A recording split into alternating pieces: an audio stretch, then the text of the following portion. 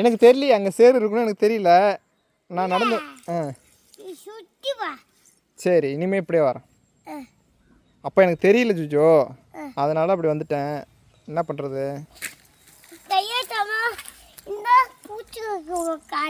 தெரியாதனமா வந்தால் பூச்சி வந்துடுமா?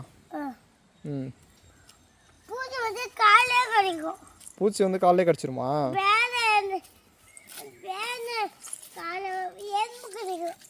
அப்படியா? சரி சரி. ம்